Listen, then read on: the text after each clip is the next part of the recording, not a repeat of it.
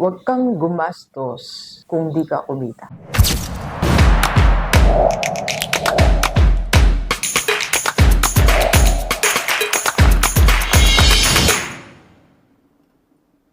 Universe, sa dami ng naku-coach ko po, no, OFW, and dito sa Pilipinas, like ngayon, may coaching tayo dito sa malapit na mall. So, sa mga individual, yung business coaching, lagi nilang sinasabi sa akin talaga is, Dok, bakit kaya hindi ako nakakaipon? Ang lagi nilang tanong bakit ba ako hindi nakakaipon, Dok? Lalo sa mga nasa abroad, bakit nga ba tayo hindi nakakaipon? Alam nyo, sa dami or sa tagal na yan tinatanong sa akin, no? I think isa lang din talaga ang formula. Yes, isa lang ang formula o yung principle na dapat natin sundin. That is, huwag kang gumastos kung di ka kumita. Okay?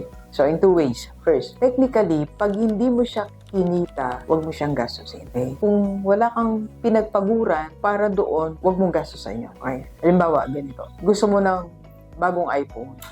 You want to change your cellphone. Hindi tayo naka-iPhone eh. Gusto mong bagong iPhone.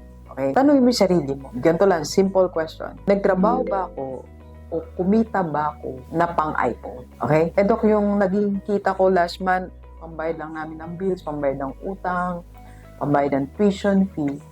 So, in that case, wala ka palang kinita para sa iPhone. So, bakit ka bibili ng iPhone? So, another example, gusto mong mag-vacation, lalo ngayon December, no? So, mag-Boracay, gusto mong mag-Palawan. Pero ang tanong, meron ka bang kinita na nakalaan para sa Boracay, para sa Palawan? So, simple lang ang logic, diba? Pag hindi ka kumita para doon, huwag mong bilhin. Kaya nga, ang rule po is, sa bawat gusto mong bilhin, dapat merong source na panggagalingan o source of income. Naalala ko si Grant Cardone. Yung pambili niya ng belt niya, ng relo niya, kinukuha niya yan sa kinikita ng real estate niya. Iniikot niya po yung kumita sa one business, ang one business na yan, nilalagay sa real estate, then yung real estate na yan, yan bibili ng mga gamit na gusto niya. So, if you really want to have a new cellphone, kailangan meron kang sideline or extra income na nakalaan para dito. Okay?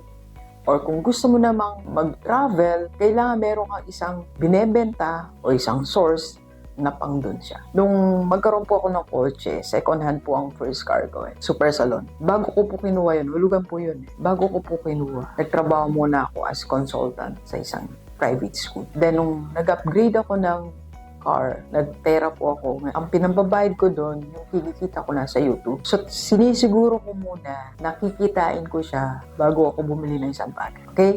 So, para tayo makaipon, balik lang tayo sa basic. Kumita ka muna bago mo bilhin yung isang bagay. Kaya kung meron kang gustong bilhin for your personal happiness, for your family, kailangan meron kang hiwalay na source of income para doon. Alright? Let's go.